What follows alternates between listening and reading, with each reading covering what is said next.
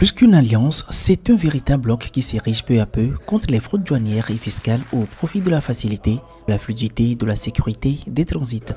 Depuis Niamey en juillet dernier, le Togo et les pays de la Confédération des États du Sahel notamment, le Mali, le Niger et le Burkina Faso, se sont résolus d'engager une ambitieuse réforme commune de digitalisation douanière à travers l'interconnexion des systèmes informatiques de leurs différentes administrations. Les objectifs de cette interconnexion sont, entre autres, la systématisation des échanges d'informations concernant les opérations de transit et autres régimes douaniers, la facilitation, le suivi et la réconciliation des données commerciales entre les parties, la création d'un système de transfert des documents d'accompagnement pour les opérations de transit et des régimes douaniers.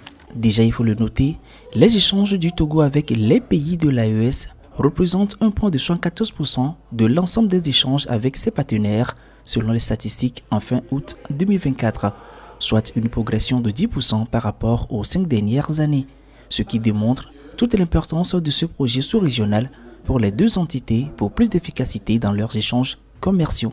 Ces chiffres justifient notre engagement à améliorer la fluidité et la sécurité des échanges commerciaux dans la région, tout en mettant en lumière les défis que nous devons encore relever pour atteindre une interconnexion complète, efficace de nos systèmes douaniers. Et c'est justement l'exercice auquel les experts sont appelés à cette réunion.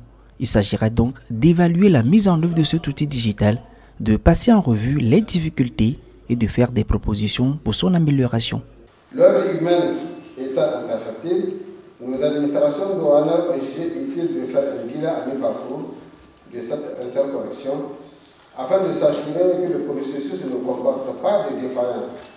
Et lorsque ces défaillances existent, d'explorer les voies et moyens pour les solutionner. Débuté ce 24 septembre, les travaux sont prévus durer 3 jours.